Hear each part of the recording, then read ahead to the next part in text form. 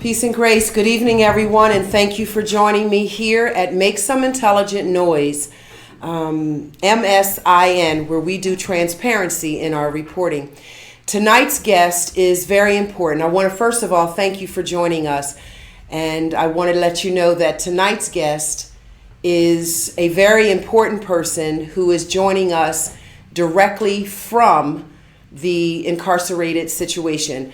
I have to be very careful of any information that I share. I do not want this brother to be in any way in jeopardy, so I am protecting him with the information. If you are listening from the podcast, that's fine, and I just appreciate you for tuning in. If you are watching us live here on Facebook, again, I thank you for joining us. So, I am Rochelle Wilson, and here to my immediate left is my assistant and my co-host, Ade. Ade has worked with me in the past from doing some media journalism work over the summer when I worked at Free Erie Charter School. And so we kind of became pretty good friends then. Of course, we all know Tony Dunn, parent of an incarcerated person, an absolute activist and advocate for criminal justice and prison reform. And my last guest is my brother. So let's just dive right in. Thank you all for being here again this evening. Peace, brother. So you're just recently coming home, and we want to protect all of that information. But while you were in the belly of the beast, just tell us a little bit about your story. What did you see, and what do you know? I've been incarcerated since I was 18 years old. Please speak up. I've been incarcerated since I was 18 years old. The things I've seen in James T. Vaughn are unspeakable. Things I've seen in there is very, very inhumane, and it's just unspeakable. Give us an example, and just speak up a little bit so the folks can hear you from the podcast. But tell us, give us one story of something that you saw or that you heard that you feel will just stay with you for the rest of your life, like you just cannot seem to forget it because it was so atrocious. I seen one day I was in the show. I seen like five guards approach this man.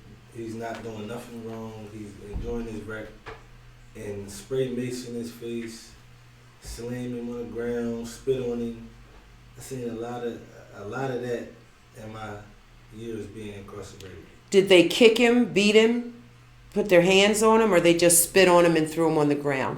They kicked him and beat him a little bit, but not too much. But they did spit on him and mace him for no apparent reason. For no apparent reason. Anything else? Have you seen other things? And was this day guards or nighttime guards, day shift, night shift, or does it matter what shift they're on? It could happen at any time if they feel like it. Yeah, it really can happen on any shift, day shift, night shift. It really doesn't matter. I actually seen it on both shifts before. Okay, and let me say this before we go any further. I want to be very clear to all of my listeners. If you're on the Instagram and you're watching, or you're on the podcast and you're just listening, if you're on Facebook, I want to be very clear. As I was having a conversation with Ade off camera, this is not my whole movement. My whole position in this movement is not about color. It is not a black or white thing. It is not black versus white. I want to be very clear about that. I am fully aware of the wonderful and beautiful abolitionists, the Quakers, who risked their lives and their families' lives during our time of slavery to save many of the slaves from that time. And today, we wouldn't call them abolitionists or Quakers. We would call them our activists and our advocates. And some of them you know, and some you may not. But the color of their skin has absolutely nothing to do with what's in their heart. So this is not a color thing to me, but it is about who you are and what you do. And if you just so happen to be white, and you're taking things out on black people, then that says something about you. And this is transparency. I'm going to call you on it, and I'm going to let you know. And I needed to preface that because of my next question. So, brother, the person that was attacked, were they a melanated person of color? Yes. And the guards were not people of color? They were white guards? Correct. Attacking a black inmate? Correct. And is this something that you saw on more than one occasion, or was that just a one-time thing? More than one occasion. What happens if an inmate tries to defend themselves against a guard? Well, if inmates try to defend themselves against a guard, they will call in like 5, 6, 7 guards will come, and they will beat on that inmate until they can put the cuffs on. Do you think this is something that the guards are doing with that the warden of the prison has knowledge of them doing, or they're doing it behind his back, or do you think the warden knows? I think the warden knows. Do you think the commissioner knew or knows? Yeah, I think everybody knows. Why do you think everybody knows? Just the way that black males are treated in that jail. We're treated differently than white male in that jail. Someone that I care about very deeply is in James T. Vaughn, and something that person said to me was, that he has actually had a guard tell him to his face that he is not going to allow him to come out of the orange uniform and go down to the white uniform where all of the programs are offered, because there's not enough room for him to be in the whites. Even though he has the points that would allow him to be there, the guards are going to make sure that he doesn't get down there to the whites. Does that sound like something that could be true, or do you think this person is just blowing smoke? That sounds like something that could be very true. Do guards do things like that? Yes. Actually, I've been through that. I've been through that situation that you just said. I've been through that. Where you were, your points were allowing you to go into the white uniform where the programs are, but the guards did not allow it. How did they not allow it? I think it's up to... Protect yourself. If it's too personal, you don't have to say, but tell us what you can. I think it's up to the sergeant of the shift to do the movement, but I don't know. It just, sometimes they just tell you that. I don't know. I really can't say too much, but I've been through that experience. I experienced that. Let me elaborate on that and ask you a few questions, brother. Because first of all, when was it that you was released? May of this year? May of this year. And when you was released, were you offered any type of opportunities as far as job or getting back your identification, things of that nature? Were you offered that? No, I was not. They just opened the doors and let me go. Okay, are you presently on probation and parole? Yeah. Is that some of the reasons why you're covered up? Yeah. Because what would happen if they found out you was on probation and parole during this interview?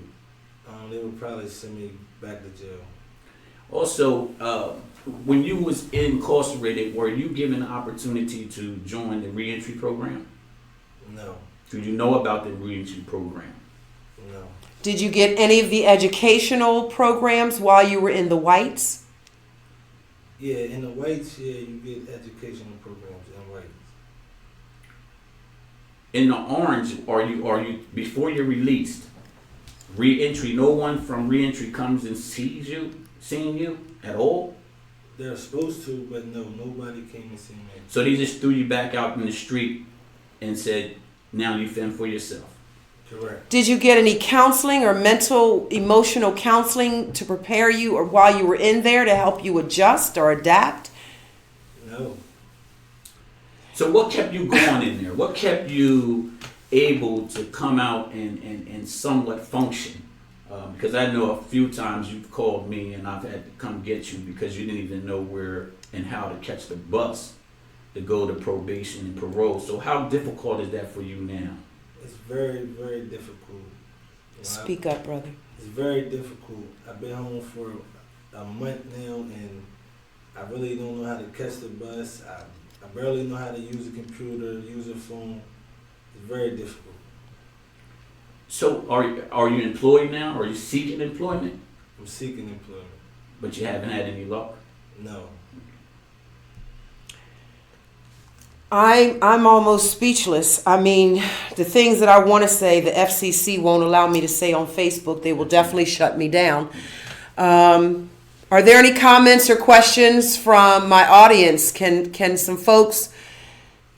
No questions. Okay. I'd love to hear from the audience. If there's anyone out there on Facebook that wants to chime in, please do so. But let me briefly read something to you that was sent to me from a dear friend of mine in a Texas prison.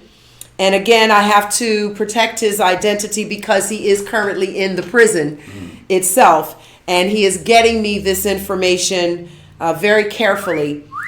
You know, the thing that's so interesting about all of this right now, Tony and Ade, is that we have to go to these levels. Mm-hmm. We have to protect people after they've been released. To expose what's we going have on. to protect people in order to expose the truth. Mm-hmm. People's lives are potentially at risk. Yes. You know, I have a story now that I would love to share, but if I shared that story, it could put my son Absolutely. into a precarious situation in the prison just to tell you something about the guards. So, you know, this has got to stop. And it's definitely not a black or white thing. Do I know that the generational wealth over the years, you know, has accumulated for our white brothers and sisters? Yes, I do. Is that a direct result of my ancestors' hard work? It absolutely is. But again, I go back to, I love my abolitionists. I love my Quakers, that in today's language, we would call them activists. You know, so people like Kim Webb and Morgan Ruby Keller. I mean, these are good folks. They're white, but they're good folks. Lieutenant Dan Seligman. Right. That's right. They're white people on their skin, but their heart is full of compassion for the humanitarian experience. And so this is not a black or white thing. This is a right or wrong thing. That's right. So let me just read briefly to you, please, for my listening audience. This is the mission statement from a brother in a Texas prison. He sent it to me. Peace and grace, Miss Rochelle. This is my mission statement. We promote excellence and the beauty of order. We help to educate families to understand the reasons for an equal justice. Our interest currently is reformation of offenders who deserve a second chance, and to fight for justice for all. Now, personally, they all deserve a second chance. That's right. Presently, we have a full pledge movement going on in Texas with families and offenders. Our supporters are IMAC, which is Interdenominational Ministry Association of Churches. Of Delaware. So IMAC of Delaware is one of their supporters and our followers. We need numbers to our followers to strive for a cause of righteousness. If you have injustice in your state today, join, should I say his name? Lapaka. Join Lapaka. Okay. Because his name is here, but I'm not going to say that. Okay, so join Lapaka, Texas on Facebook. Link to, how do you say this? Lapaka at Texas Rights on Twitter. And read the post of our current fight. Did I give that correctly? Yes, you did. Tony? Yeah. Do you need my glasses? I can see a little bit, but yes, you did give it right. Okay. And, you know, he could explain more on maybe your next, maybe on Thursday. Yes. He's setting it up so that you would be able to question him and get more information about his movement, the movement that's going on. And we have listeners from Texas listening in on us today. Facebook today, yeah. Wonderful. And we would like to ask you to continue to listen with us.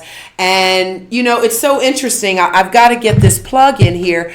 I am seeking the world for 50,000, 100,000 women. I am begging 50,000, 100,000 women to stand with me on the steps of the Capitol and the steps of the White House and demand prison reform.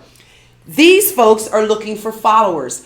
Everyone wants a follower. But you know what? If all of us as leaders would join together, we would have the following that we need. So I say this, I'm going to be independently make some intelligent noise. But as of this moment, I am a part of that Texas following. Right. Yes. I am also a follower of Network Delaware. I am a follower of the Smart Justice Campaign. Yes. I am a follower of the Game Changers. And I am a follower of any other advocacy group, any other people who were interested in truly bringing down this beast, this David and Goliath beast, this Goliath. I am a follower of that person because I am excited to find out who will be the David to really bring it down. So, brother, I don't want to go too far in, but I want to kind of ask you this question. You know, is it possible that you could share a little bit what was the cause in your life that took you from here to an incarcerated state without disclosing your personality, who you are? I guess I was just young and immature, making the wrong decisions. I just wasn't. I didn't have my mind on straight. I just was making wrong decisions, hanging with the wrong people, and it just landed me in jail. And so, do you feel that you're in a different place now because of either you only get A or B? Are you in a different place now because you're more mature, you've grown, you've learned your lesson, you see the difference because you've grown and you're older? Or are you in a better place now, ready to move forward because you have been rehabilitated and corrected through the correctional system by going to prison? I don't think I was rehabilitated at all. So, hey. Okay. So I think what I want to say, and I think maybe you'll agree with me on this, one of the things that Adam Foss did that became so successful, and the reason that he is so successful is because he did not send the juveniles to jail. He found alternative ways to help them to bridge, to kind of be that bridge. Everyone doesn't need to go to jail. And there's something I've realized, and maybe this is a racist statement, and I don't mean it that way, but many of our judges that sit on the bench, are not African American or brown judges. And I have found that so many of my non-brown judges, just the answer to all their problem is send them to jail, put them in prison, throw away the key, just get them off the street. We don't want them. They're just a pain to society. And that's not always the answer. Adam Foss was able to find an answer for our juvenile correction system by bridging the gap so that they did not go to jail, but instead they were actually rehabilitated and they went on and did some wonderful things with their life. And Adam Foss will eventually soon be a guest here at Make Some Intelligent Noise. But everybody doesn't need to go to jail. And it's not rehabilitative. Well, it's not really about going to jail, but what it is you have to understand that it's a business. And by it being a business, you know, there's rules and there's guidelines that they have to follow. It doesn't matter if the judge is Afro-American, Hispanic, it doesn't really matter. But they have to follow the rules that are set forth for the money to continue to go around and around and around. So they have a revolving door where the citizen rate for incarceration is so high, especially here in Delaware. If you look at what's going on in Delaware, Delaware is in the top ranked 10 institutions that just have a citizen rate that constantly is taking our juveniles. And here's the catch where a lot of you brothers and sisters don't understand. It cripples our communities because it's taking away from our community the growth of children, and hear how they do it.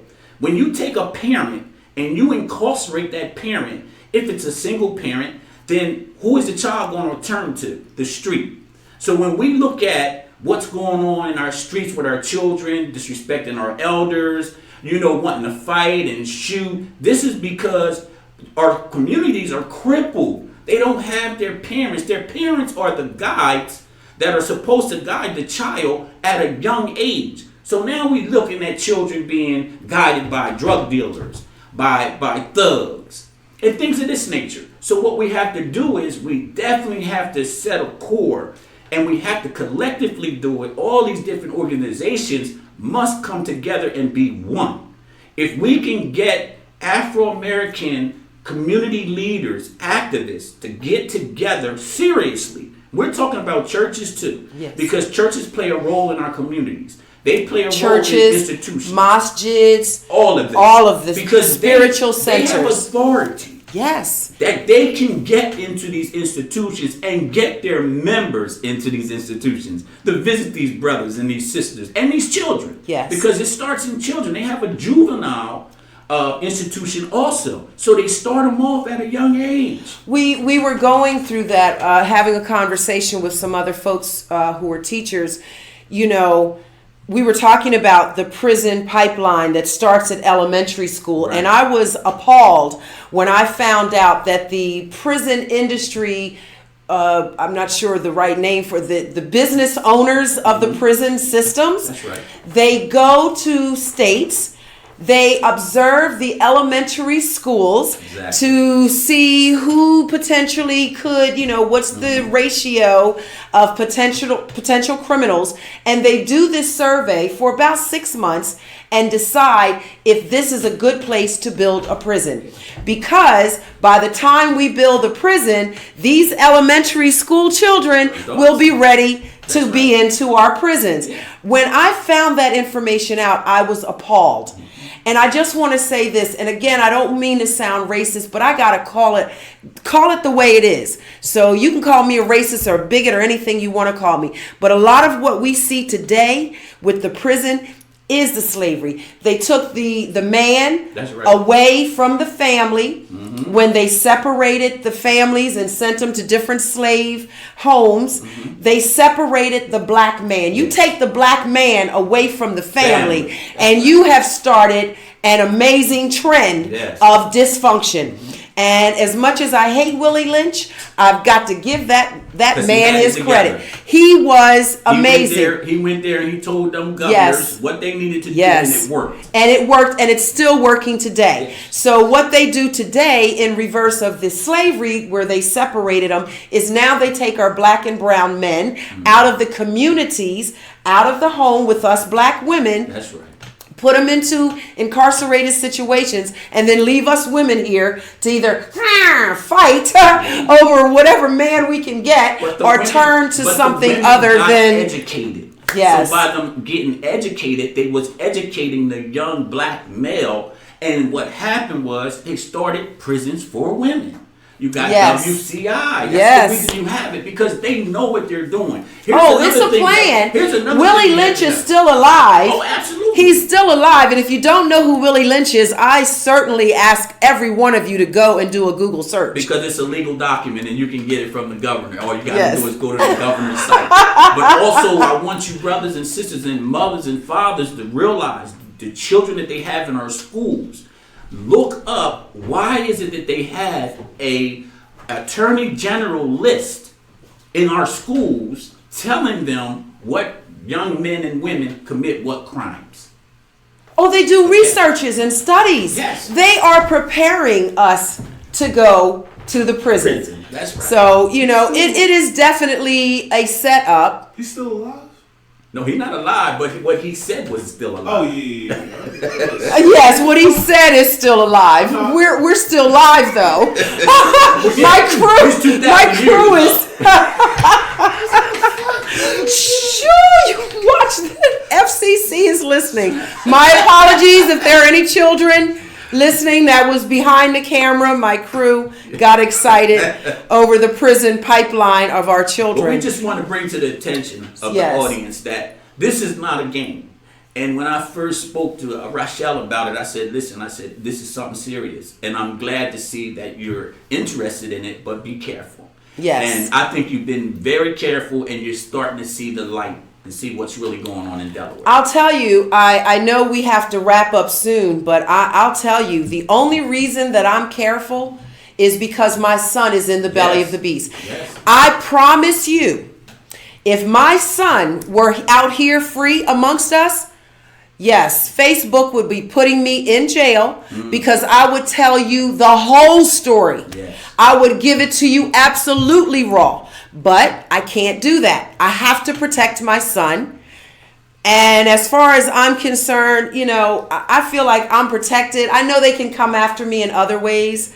You know, I mean, I believe in that. Well, I do. people People accidentally get into car accidents, and all of a sudden, how did that happen? Oh, you know. But how they do get to you is they would get to you through my son. And they Yes. do it all the way. It's not Yes. a you know one person issue. That's what they do. To when all. they know that you're on the right path. Yes. If you have a loved one that's incarcerated, you have to join together, because people of volume speaks volumes. Yes. But if you just sit back and let you, me, and this brother and this sister, you know, sit up here and give you the information and you do nothing with it, you know, we understand knowledge is power.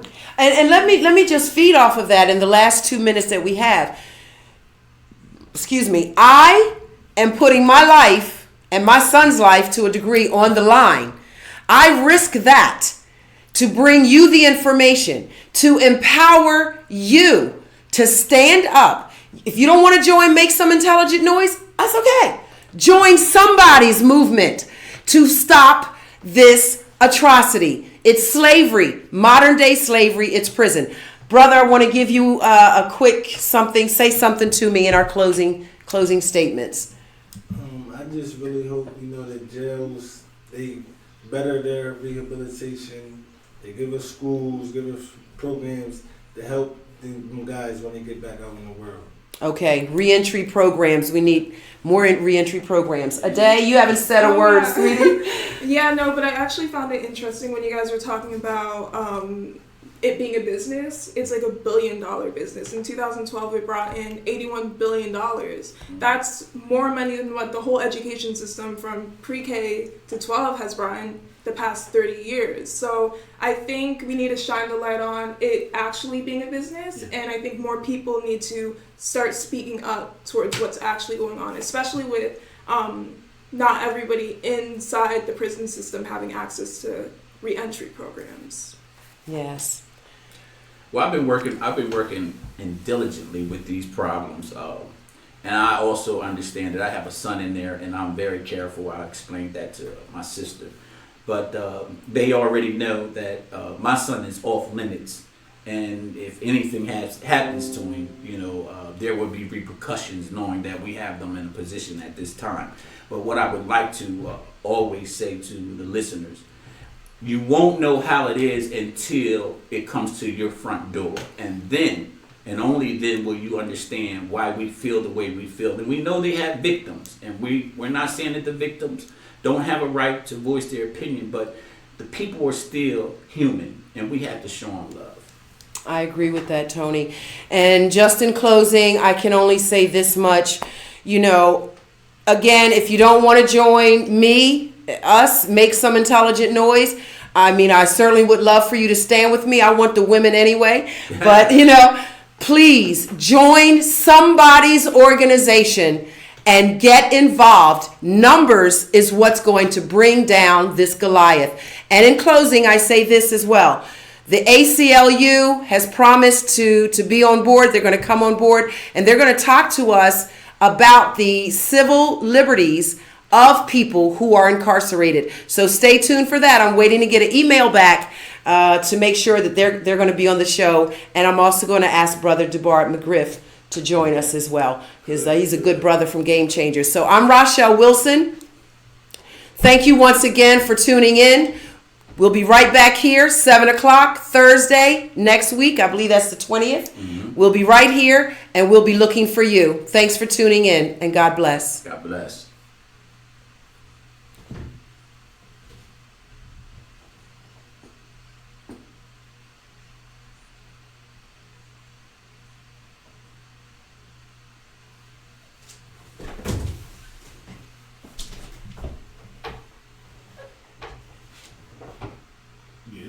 He's off. You sure? Because last time it wasn't, and Yeah, we were still talking. and that was we're absolutely All of off. us still talking. Yes.